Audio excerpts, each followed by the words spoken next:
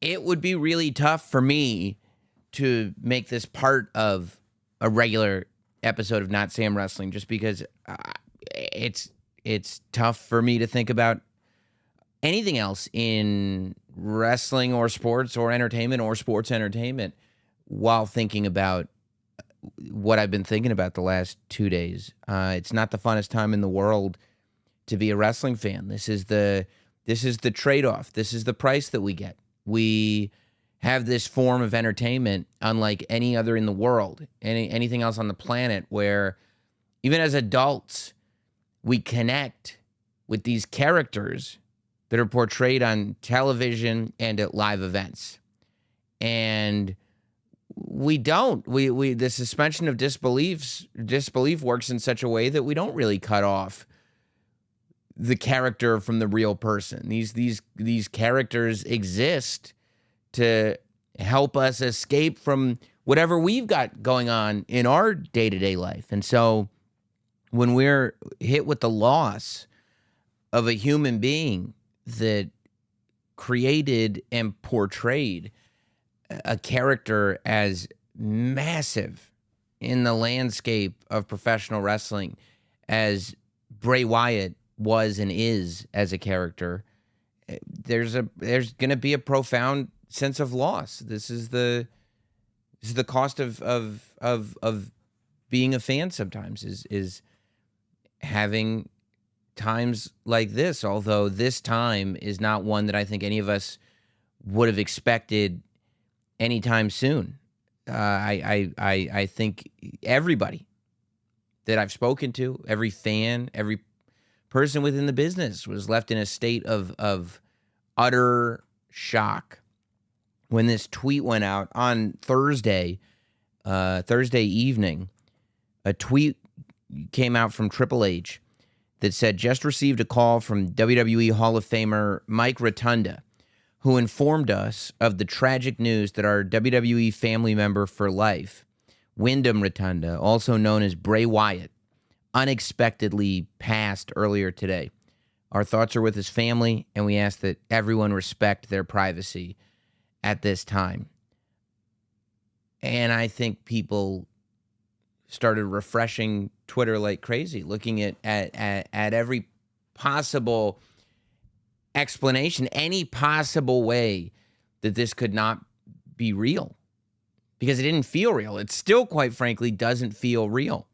Watching SmackDown pay tribute in this kind of beautifully emotional way, starting the show, not only with everybody on stage, but two things.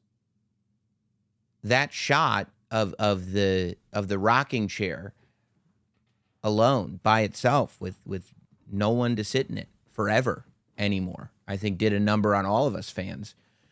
But also listening to the fans without being prompted, all together in Louisville, Kentucky, singing "He's Got the Whole World in His Hands." And I mean singing it together in unison, because everybody in that building was feeling the same thing. That's the power of professional wrestling. And that's the power of connection. That's the connection that Bray Wyatt was able to establish with WWE fans, with wrestling fans, with people who hadn't watched wrestling in a long time. I heard from so many people that said Bray Wyatt or the Fiend was one of those characters that I hadn't watched in years. And I started tuning in to see what's going on with the Fiend. Like, what's up with the Fiend? That's different. That's interesting. What's going on with that? And to those of us that were watching, the connection that Bray was able to establish with the audience is unparalleled. I don't know how else you could possibly explain the fact that the entire audience was singing "He's Got the Whole World in His Hands" without a little bouncing ball and lyrics on the screen like it was karaoke. That every time Bray would come back, we'd all sit together as fans, as a wrestling fan community, and sort of try to decipher clues that he was leaving, try to break down the characters that he was portraying, try to see how one weaved into the other. It's very rare that you find people, characters, performers, that can establish a connection like that with this audience, with this WWE, with this wrestling audience. Windham Rotunda, not Bray, Windham, left behind a wife, a brother, a sister, parents, 4 children. He was only 36 years old. He's the grandson of Blackjack Mulligan, the son of Mike Rotunda, a.k.a. IRS, the nephew of Barry Windham, the brother of Bo Dallas. He left behind all those people, and not only did he leave behind all those people in his family, and his wonderful wife and his adorable children, but he left behind this entire community of people that he had built around him. Bray is one of these guys who I think everybody now knows is universally beloved, and that doesn't happen by mistake.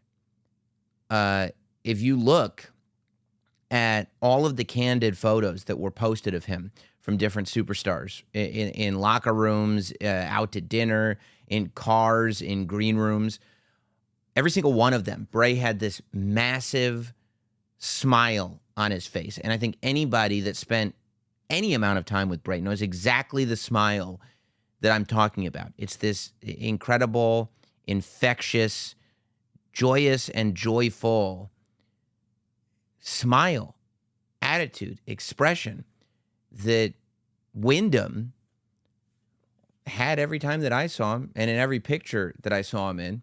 And that, I think, explains and moves further the connection that he had with the audience, because he had that same connection in real life. You met that guy once and you just wanted to be around him. You wanted to take in some of that happiness that he was sharing. But on top of leaving behind this amazing family and extended family, as well as this incredible social circle, easy for you to say, of friends and coworkers, he leaves behind us legions of fans who got to witness the fact that after this individual grew up surrounded by the industry like very few others can relate to. It's probably another reason why he would have gotten along with people like the Usos, like Roman Reigns, like all these people who know what it's like, the second generations, the third generations that have gone through this business. They know what it's like to have that shadow cast over them. And it's very rare that you can break through that shadow. As fans, not only did we get to see Bray Wyatt break through that shadow to the point where the people who were related to him became a trivia fact, not a biographical fact. You didn't talk to Bray Wyatt and go, oh, so your dad was IRS, huh? And if you go back and look at interviews of people who tried that nonsense, Bray put them right in their place immediately. Oh, does your dad do your taxes? Bray had an immediate response. No, it was a trivia fact. Another thing you might not know about Bray, actually, did you know his dad, his grandpa, Barry Windham is his uncle? Because Bray was so good at standing out as an individual in this world where everyone, the most larger-than-life people that you will ever meet in your life, and they're all trying to stand out from the pack.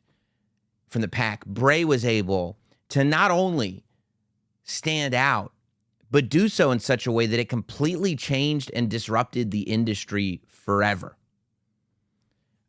You guys know what a fan I am of Bray Wyatt. Anybody that's listened to this podcast is well aware of the affection that I have for that character and the person portraying that character. But, I did a ton of content on the podcast around him. We did many interviews with Bray, several interviews over the years. You can go back and find them all. They're all, on this podcast feed on YouTube, whatever. We, right after WrestleMania 36, over on the Notsam YouTube channel, we did a full breakdown of every little detail of that Firefly Funhouse match that I love so much. And of course, here on Notsam Wrestling, it wasn't even that long ago when Bray Wyatt got released from the WWE. in 2022, we did an entire sort of character career retrospective on what an important being this was in the history of WWE and the journey that character had been on. So I did want to look at some of that today, but just to contextualize how industry shifting Bray Wyatt was. Very, very, well, not very briefly put, I would imagine, knowing me, but briefly put, Bray was introduced to us for the most part on television in 2010 on NXT, on the NXT game show, the reality show. It was before NXT was a brand. FCW still existed as the WWE's developmental territory, but NXT took over for the ECW WWE show on Sci-Fi, and it was this like hybrid wrestling reality contest show where rookies from FCW were partnered with pros to be like their mentors, and there would be like it was a terrible show. There would be like contests and everything, and one person at the end would win a WWE contract. And while that wasn't Bray Wyatt by any stretch of the imagination, that's where we met Husky Harris. That was the first time we saw Husky Harris on WWE branded national television. And coincidentally enough, he was paired with Cody Rhodes on that season of NXT. And, you know, he ended up getting eliminated, whatever it was, you know, halfway through the season. And for moments, we would see clips of the intensity that we would one day see as Bray Wyatt. If you really look, like especially when he gets eliminated, there are moments where you can see that Bray is kind of fighting to get out of Husky Harris. I mean, you have to imagine, this is, you know, 2011, that's 12 years ago. That means he's what, 23, 24 years old, right? So he's a kid, he's a boy still, trying to exist in a man's world and figure out how he fits in. And as Husky Harris, even though he didn't win the NXT show, he ended up going to the main roster, joining the Nexus group that was led by Wade Barrett. But this was after Nexus had their hot angle and they were trying to figure out who it was. He became part of the new Nexus with CM Punk, which was the angle CM Punk was doing before the 2011 Money in the Bank, before the pipe bomb, before all that stuff. But then eventually was written off TV and sent back to FCW, where he started to develop this new character. And towards the end of FCW's run, Husky Harris kind of reinvented himself as Bray Wyatt. And this is the Eater of Worlds. This is the original Bray Wyatt that we would see on TV. Right, this is the one with the lantern. This is the one with the rocking chair, with the hat, with the Hawaiian shirt that would walk around with Rowan and Harper. But it was only sort of starting to take shape at the end of FCW. And then when FCW was fully rebranded as NXT, and NXT became its own third brand, its own property, the show started airing on Hulu on a weekly basis. From episode 1 of what we now know as NXT, the Wyatt family were kind of a big act as far as acts went. I mean, nobody was watching that show, but in an effort to say there's something going on here, that the Wyatt family is what was going on there.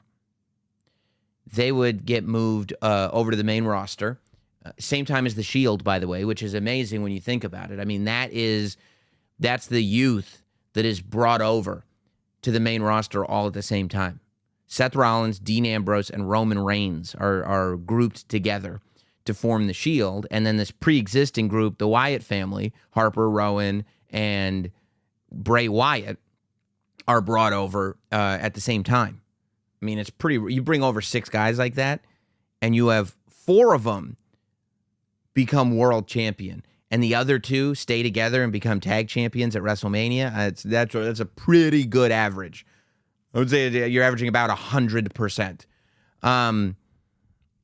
So the original Wyatt family, I feel like people remember extremely fondly. Really beloved. My favorite singular Bray match of that early period is probably the 2013 Royal Rumble match with Daniel Bryan, and when he beat Daniel Bryan in Bray's best match up until that point, and he beat him clean. And it let you know, oh, there's movement here happening with Bray Wyatt. And then beginning of 2013 was great. I mean, that was then the Elimination Chamber pay-per-view happened, which would go on to be a staple of Bray's. And they did the Wyatt family versus the Shield, 6-man tag. The Wyatt family beat the Shield with, I believe, Bray pinning Roman Reigns. That was 2013. And then, of course, WrestleMania follows that. WrestleMania was the story of Bray Wyatt versus John Cena, which is sometimes forgotten about it because at WrestleMania 30, that was YesOmania, that was Daniel Bryan's show. But right under the surface was this amazing story. And if you go back now and you watch the video package that aired leading up to John Cena versus Bray Wyatt, this is really the beginning. I mean, Bray had talked about this stuff before, but this is really the beginning of Bray trying to kill your heroes, trying to destroy your idols. That was Bray and John Cena at WrestleMania 30. And while he didn't beat him, I think everybody fondly remembers that Bray-John story going in. And the fact that at that point, John Cena was coming off of 2 WrestleManias against The Rock, 28 and 29. And Bray Wyatt shows up to WrestleMania 30, ready to stand on the same stage as John Cena. It's a big look for Bray Wyatt. Not only that, but a month after that at Extreme Rules, he beat John Cena in the cage match in that moment that we all remember where the little kid, creepy little kid, walks right up to the cage and sings He's Got the Whole World in His Hand to John Cena as John Cena looks freaked out. Boom. Sister Abigail drops John Cena for the 1, 2, 3. Bray Wyatt beats John Cena. But people sleep, I feel like, on Bray Wyatt's WrestleMania moments because they don't always pan out perfectly. But there's so much gold. And what's left to Bray, and this is what you really have to look at when you're talking strictly about performers. It's like if you're in Hollywood and you're looking at somebody who's a good actor, but the movie stinks, if their acting is good, well, you can look elsewhere for the movie being bad. But what they're in control of, they're knocking out of the park. When you look at WrestleMania 30, you've got Bray and John Cena. And Bray tells this amazing story. And I still remember thinking about Bray hitting that, backwards spider position and John Cena freaking out when he saw it. It was so awesome. And a year later, at WrestleMania 31, Bray versus The Undertaker, 1 year removed from The Undertaker losing his streak, and now Bray is there. And that match is so special, I think, because there had been plenty of rumbling about the fact that the Bray Wyatt character had so much kind of depth to it and was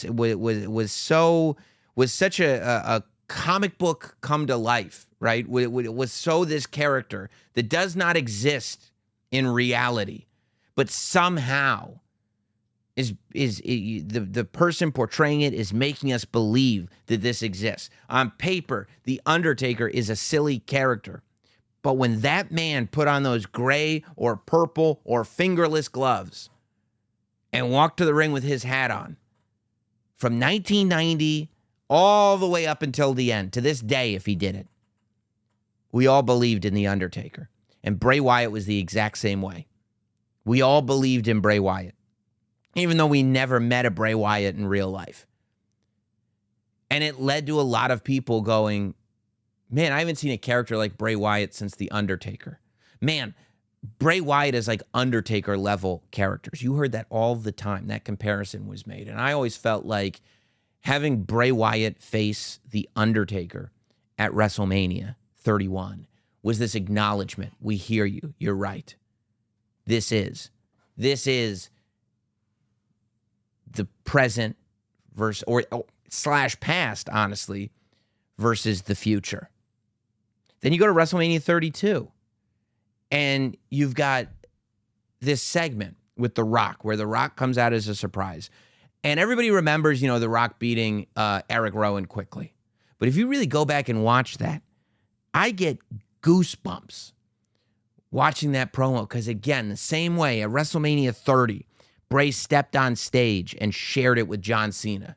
At WrestleMania 31, Bray stepped on stage and shared it with The Undertaker, an icon of the last, before that, what was that, 31? It was 25 almost years of a WrestleMania icon staring back at him, and he shared the stage with them. And then he goes to WrestleMania 32. And who's standing in that ring but The Rock, the biggest star the industry had known. And he looks right at The Rock and once again shared the stage with him. And there were two lines that when he delivered it, it was like, yes, this is why I love Bray Wyatt. When he goes, this isn't your moment, Mr. Rock. And he points to the crowd and he says, this certainly isn't their moment. And he looked at him without blinking, without an ounce of doubt in his eye. And he said, this is my moment. And whether he's going to get the physical besting of The Rock, whether he's going to get the hero's exit, no matter what's going to happen in that singular moment, it was his moment. He was taking it. It didn't matter how it was going to end. It mattered what was happening right then. And right then, you couldn't watch that screen without believing he is making it his moment. And then The Rock said, I don't know what door you're knocking on, what door you think you're knocking on. He made some joke about him eating Hot Pockets. And Bray was unfazed. He didn't care about the Hot Pockets joke. He didn't care that he was face-to-face with an icon. He didn't care that 100,000 people in Dallas were cheering for The Rock. He looked right at The Rock and he said, you're misinformed, Mr. Rock. See, I didn't come here to knock on a door. I came to break one down. And you're just like, oh my God. I'm getting goosebumps just thinking about it. He's taking this for himself. And where does it leave him? A year after that at WrestleMania 33, he's the defending WWE champion in a match against Randy Orton.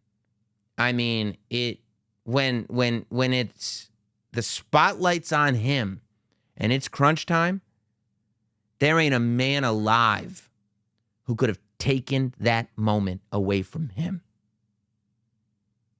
Before WrestleMania 33, obviously, to win that WWE championship, he won the Elimination Chamber match, which a lot of people fantasized about. A lot of us fans wanted to happen, but we didn't really believe that it was going to happen. John Cena walks in. He loses in the beginning of the match. We know there's going to be a new world champion. And at the very end, Bray puts out AJ Styles, and he wins the WWE championship. He goes to WrestleMania. He defends it. So, and then after that, he's there's a big figuring out what's next period. What's next for Bray Wyatt? What are we going to do? We do the Matt Hardy stuff. And he goes away for a while. And then 2019 happens. And 2019, we had no idea what we were in for with this Bray Wyatt. 2019 is really where he takes everything that he's done. And I feel like he's matured so much as a performer. Think about it. This is a guy who's now been at a WrestleMania stage with John Cena, The Undertaker, and The Rock. This is a guy who's been a defending WWE champion. This is also a guy who went from Cena to The Undertaker to The Rock to champion to pre-show. This is a guy who has ridden the roller coaster. You got to see the highs and see the lows. And when you come out on the other side, that's when we determine if you're built for this or not.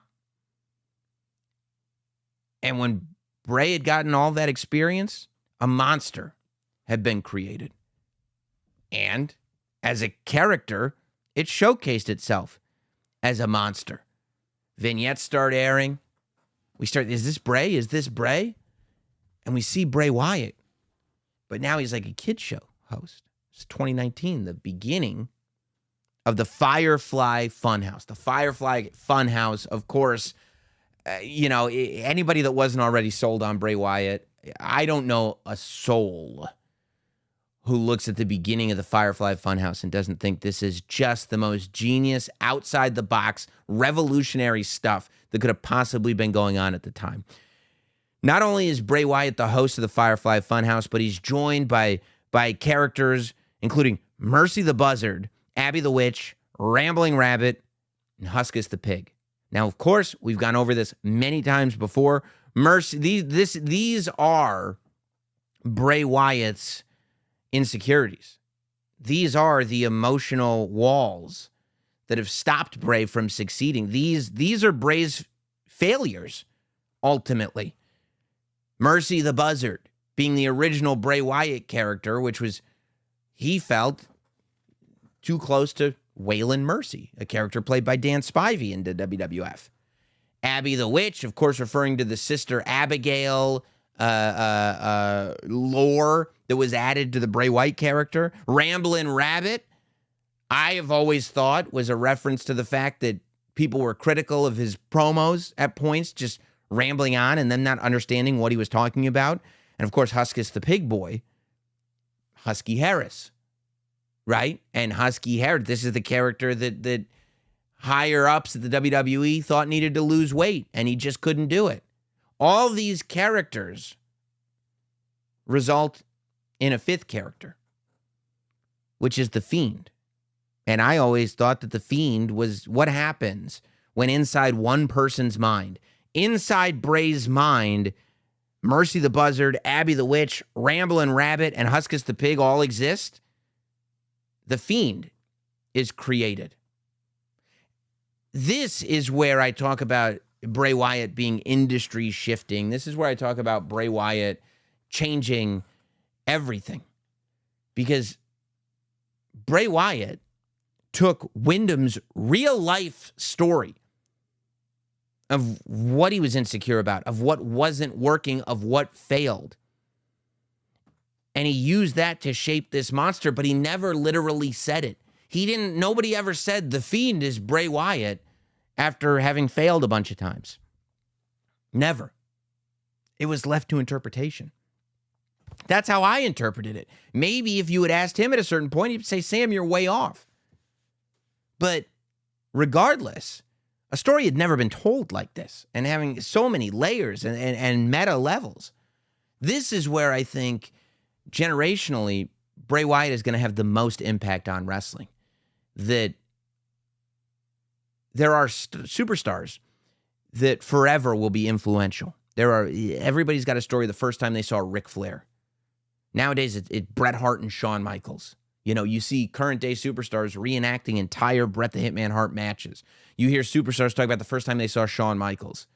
See, because Bret Hart and Shawn Michaels had a whole generation of people that weren't 6'7", 300 pounds, but very athletic and loved wrestling, realizing that they could make it because now a path had been carved. What Bray has done here is done something so outside the box and different and applied his unique creativity to the world of professional wrestling in a way that nobody else has ever done before.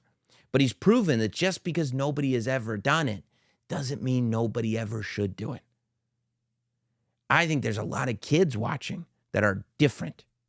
A lot of kids that are weird kids, the weird ones, that are watching Bray Wyatt going, oh, if he can do that in that environment, I can do my weird idea if I think it'll connect. And I think I think because of this specific character, we're going to get so much more creativity in the future than we ever would have had Bray Wyatt never existed. So the Fiend, by himself now, without a Wyatt family, without anything, would dispose of legends. He'd get rid of Jerry Lawler. He'd get rid of Mick Foley. He'd come out. He'd get rid of Finn Balor, who is why, Finn Balor was the first match that the Fiend ever had at SummerSlam. So that's, I think, why it was so fitting that he main evented the SmackDown tribute to Bray Wyatt. And then on Halloween of 2017, so at SummerSlam 2017, The Fiend makes his debut. At Halloween, by Halloween, the Fiend wins the WWE Universal Championship from Seth Rollins. That is, I mean, how often do you get a character where the WWE sees it and goes, hey, I've got an idea. Let's just have him beat everybody and then put the title on him. That's what they saw in the Fiend. And that's exactly what he did. He wouldn't, eventually he would lose the title. And by the time they got to WrestleMania 36, it was time to have a rematch with John Cena, right? The Fiend finally took a loss. He lost the title. But the SmackDown after he lost, he confronted John Cena. And it was magic. He just showed up behind John Cena as John Cena was saying goodbye, pointed at the WrestleMania sign, and it was on. And this is where we get to this place, that even though the Fiend and this Mr. Rogers character have no similarities to Bray Wyatt at all, now we're realizing that everything John Cena did with Bray Wyatt 6 years ago, it all still counts. You know how I feel about wrestling when you realize everything counts. Well, here, everything counts. We fall into a pandemic. The nation gets locked down. WrestleMania is not happening in front of an audience. So the idea of theatrical matches are introduced. And one of those theatrical matches is what the John Cena Bray Wyatt match turns into, the Firefly Funhouse match. And as I talked about, I did a whole show about it. The Firefly Funhouse match is not only my favorite theatrical match of that era, which is saying a lot because that includes the Boneyard match. I actually thought the Money in the Bank match was a lot of fun. I'm a fan of the greatest wrestling match ever, but that's a whole different podcast. But to me, there's nothing like the Firefly Funhouse match. Because Bray was in the Firefly Funhouse. The Firefly Funhouse was Bray's brain. And all of Bray's failures and insecurities were what was populating the Firefly Funhouse. So when John Cena agrees to have a match inside the Firefly Funhouse, finally, all of these weapons that have been used against Bray by himself, finally, he can throw towards John Cena. And John Cena now has to go on that journey, dealing with every failure and insecurity, dealing with the failure of his debut in those orange and blue tights, dealing with the fact that he's never going to get the Hollywood Hogan NWO heel run because Hogan did it and he wouldn't have. Dealing with the fact that people looked at him like a 1980s Saturday Night's Main Event guy behind the steel cage bars. And eventually, the Fiend is able to put down John Cena in, to me, one of the most poetic ways ever.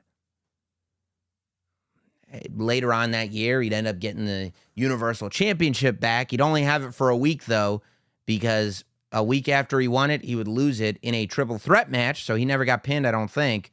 But him losing the title was what started Roman Reigns' run as the tribal chief. Right? When we go back, and we were just talking about one of the first big wins that Bray had. First, it was Daniel Bryan. Then it was pinning Roman Reigns. Well, Roman got it back on him. It might not have pinned Bray Wyatt, but that match, taking the title away from the Fiend, is what began this run. The forever champion, 1,000 days plus tribal chief. That was the Fiend. A rivalry with Randy Orton would start. His partnership with Alexa Bliss would start. People love the Fiend Alexa Bliss era, and I do too. I thought it brought out a whole new side of Alexa Bliss and showed everything that she was capable of. But, I mean, just so insane, so over the top. The Fiend ends up getting burned alive. We get a burned Fiend. The Fiend is burned up and wrestles all burned up like that. I mean, it's a Hollywood horror movie villain come to life inside of this live form of sports entertainment. We always talk about how wrestling is like a movie, but there's only so much that you can do live in front of an arena or stadium full of people. And Bray Wyatt has pushed the envelope on that further, I believe, than just about anybody else ever has. WrestleMania, as many great moments happened for Bray at WrestleMania. WrestleMania is also the last time we saw that version of Bray Wyatt, because after his WrestleMania match with Randy Orton, he got released from the WWE in a pretty surprising turn of events. And that's why I cut that podcast when I did, chronicling the whole character. But in September of 2002, things got even more interesting, because vignettes started running with a QR code. The White Rabbit vignettes, where we all thought it was Bray Wyatt, but we almost didn't want to get our hopes up. We all said, this is what it seems like. And every week, a QR code would pop up. Some, in the beginning, they would just be in the background of promos. Then it would be somebody holding up a sign in the audience. Eventually, it would be breaking into matches and promos, and little vignettes would run, and a White Rabbit would be hopping, and White Rabbit, the song, would be playing. And we're going, it's got to be Bray Wyatt. He's portrayed himself as the Mad Hatter before. There's so much Alice in Wonderland in everything that Bray Wyatt has done. And then a phone number would call up, and you would be left, and you'd go, this has got to be a coincidence, but you'd call the phone number, and there'd be a recording describing the mental conditions of a character who we presumed had to be Bray Wyatt's next character. Run. You'd hear that. You'd hear that. And finally, in October of 2022, at Extreme Rules, Bray Wyatt would return. And when he did return, I mean, you talk about putting together a Hollywood production in an arena in front of a live audience. He did it again. This new song with remnants of the old song is playing. There's smoke billowing. And all of a sudden, throughout the arena, we see these characters, human incarnations of all the Funhouse characters. We see Husky. We see Ramblin' Rabbit. We see Mercy. We see Abby. We see the Fiend. And then this swamp door opens, and this light shines through. And Bray Wyatt walks out with a brand new mask on, holding a lantern. Takes the mask off to show his face, and that's all we get. We get a very slow build. Bray Wyatt shows up on SmackDown and gives us a promo that I know I have, and I'm sure a lot of you has watched over and over again. Holds so much more weight now than it did then, and it held a lot of weight then, where he's just presumably speaking as himself, and he's talking about coming back, and it's Windham. It feels like it's Windham. It feels like we're getting the real person who's talking to us and is now able to connect with us on a whole new level, because now we're building not just a character-audience connection, but a human connection is being built. And over the weeks, we see that start to shift. And it feels like this person who doesn't want to be this villain anymore, who doesn't want to be a monster anymore, still has this thing that's chasing him. And we're introduced to Uncle Howdy. And Uncle Howdy is the mask that was portraying Uncle Howdy when he walked out at Extreme Rules. Uncle Howdy is a different character, though. Sometimes Uncle Howdy is against Bray Wyatt. Sometimes Uncle Howdy is Bray Wyatt's friend. Sometimes Bray Wyatt is Uncle Howdy. And we don't know where this is all going, but the rivalry starts up with LA Knight.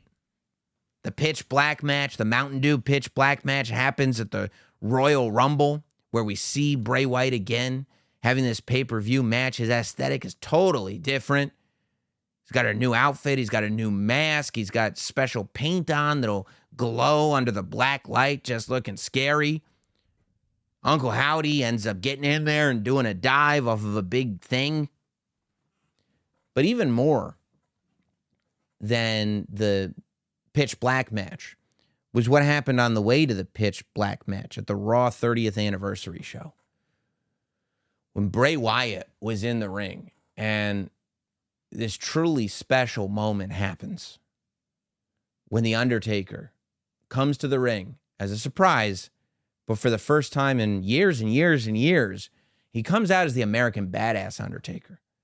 He's riding a motorcycle to the ring. And while he's in the ring, he whispers something into Bray's ear. And I don't know what he said, and I don't think anybody else other than Bray and the Undertaker himself know what the Undertaker said, but Bray has talked about how in a very real way that moment was extremely special to him and made it all worth it. That Bray went all the way back thinking about WrestleMania 31 and all of the ups and downs and the complications. And whatever the Undertaker whispered to him made it all worth it. And when you think about it now, it's very eerie. It's a very eerie thing that level of closure was placed on what Bray did in a period of his career when he was trying his absolute hardest and didn't know if it was going to pay off or not. And the Undertaker said something to him all these years later, and it gave him that closure. And it's really interesting that he got that closure because, we would start to ramp up towards WrestleMania. A Bobby Lashley, Bray Wyatt story would start to be built, but it ended up being dropped. And the match never happened, and nobody really knew why, but stories would start to come out that Bray was having health issues for some reason and wasn't going to be on TV, wasn't going to be at WrestleMania, and that was, March. And since then, there have been little rumblings here and there. Oh, I heard this is going to happen. I heard that's going to happen.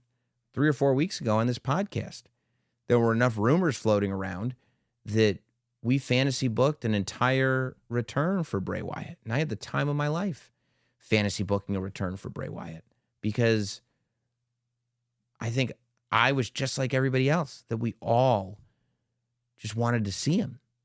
The fun thing about this Bray Wyatt character was the potential that it had, the stories that character could tell, that no other character could possibly tell.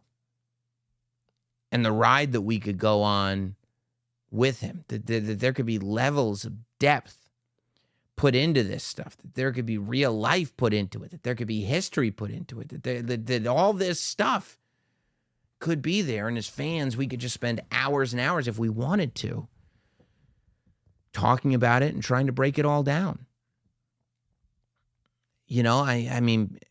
People have talked forever about wanting to do a Bray Wyatt movie.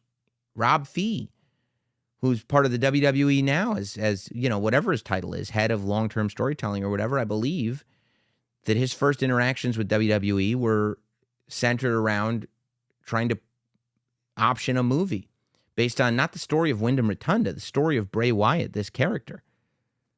Jason Baker, who works with Tom Savini, one of the top special effects companies in the world when it comes to movies. The special effects company that did all the masks for that movie, The Black Phone, that were incredible, and so many more, by the way. Not only was he just designing masks and costumes for Bray, but he was with him all the time. He went to shows with him. He brainstormed with him. They came up with character ideas together and how those characters would be portrayed. This is next level thinking. This isn't stuff this isn't going to a gear maker and thinking, what if I put these initials on my tights? This is like, how do we elevate the medium? And the older I get as a fan, that thought is something that I think about all the time. How, as fans, do we elevate the medium? It's what it should be all about. And ultimately, that's what Bray Wyatt did. That, to me, is one component of the legacy of Bray Wyatt, that I believe that he elevated the way stories can be told in this incredible medium that we all love. The other thing that he did was he brought wrestling, as much as he was non-traditional, he brought wrestling back to what it was supposed to be in its truest form. He made us believe in monsters. When was the last time in this world where we all know what's going on, in this social media world where we've all got the inside scoop, we're all smarter than the guy next to us? When was the last time that a monster made us believe that they were real? Bray Wyatt had us believing in monsters. How is Seth Rollins going to beat the monster? How is Finn Balor going to beat the monster? How is Roman Reigns going to beat the monster? I mean, there have been a lot of people who believed in the Fiend to the point where it was like, they're like, what's next for Roman Reigns? That's what I want to see the Fiend come back and do. Finally get revenge on Roman. Because at this point, who else would be a believable opponent? I would say that's pretty high praise in the short term. And I personally think it speaks to the long term as well. I mean, I've had the extreme privilege of getting to have a very, very unique perspective. I've consciously never sort of lost my perspective as a fan, because that's what I enjoy being. That's why I do all this stuff that I do. That's why I can sit here and talk to you about this, because I love it, because I'm thinking about it, and I'm thinking about it as a fan. But at the same time, I've coexisted with these people that I'm fans of on a very professional level, and in a very, very small way tried to contribute to their business by, working with WWE. And, I told this story on Busted Open with Dave LaGreca and Tommy Dreamer that I'll never forget. I don't even remember what pay-per-view it was, but I remember The Fiend was headlining. I remember The Fiend was on it, wrestling. I would imagine he was headlining. I don't know. And I'll never forget, I know this guy, Bray. I know him. And after the match, I see The Fiend coming out of the curtain and coming into the backstage area. And in my head, I'm going, oh my God, it's The Fiend. I'm going, oh my God, like it's a real monster. I know the guy who portrays him. I'm going, I can't believe it. This is terrifying. What's he going to do? I mean, I don't think he's really going to do it. I'm an adult, I know. But on some level, it's like he could just grab me and mandible claw me right now. But I got to maintain my professionalism. So as I walk by, I go, and I don't even know if I should make eye contact or not, because he's got those color contacts in and they're red, scary eyes. And I go, oh my God, that was great, man. And The Fiend leans into me, taps me on the belly, and goes, thank you, handsome, and keeps walking. And I go, that's Bray. I go, Bray just existing as The Fiend, not even in front of an audience, made me believe in The Fiend. But the minute that he wanted to embrace me on a level, say hello, whatever it was, he brought me right in. He left me at ease. He made me feel good. He still had those fangs in his mouth. Just an unbelievable guy and an unbelievable performer, the likes of which we, frankly, will never see again. Never. And it's like you ask, well, could there still be a Wyatt family movie or a Fiend movie or a Firefly Funhouse movie? Who on earth could play Bray Wyatt? Bray Wyatt was, I don't even want to say it, he was here and he's gone. And that's an incredibly tough thing to think about. But realistically, There's nobody on earth that could come close to portraying Bray Wyatt, because I don't think Windham was portraying Bray Wyatt. I think Windham was Bray Wyatt. Bray Wyatt was Windham. When he needed to be the Fiend, he was the Fiend. When he needed to be Bray, he was Bray. When he needed to be Windham, he was Windham. And that's it. And that's part of wrestling. You know, a year ago, when I believe this was around the time that he got released, or maybe a little bit after, Bray Windham, he tweeted this out, and this is something that's been going around the internet. People have been reminded of this just because I feel like it's pretty profound in the sense that we get it immediately and he's right, but it's also such a door opening into his brain and how he perceives things. He wrote, this is his tweet from August 7th, 2022. Wrestling is not a love story.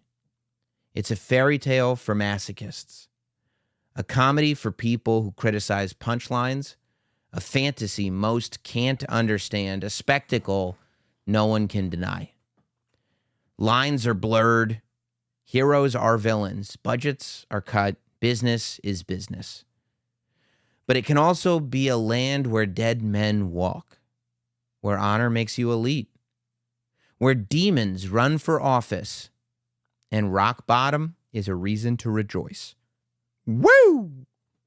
It's an escape, a reason to point the blame at anyone but yourself for 2 to 3 hours, an excuse to be a kid again, and nothing matters except the moment we are in. Wrestling is not a love story. It's much more. It's hope. And in a world surrounded in hate, greed, and violence, a world where closure may never come, we all know a place that has hot and cold hope on tap, for better or for worse.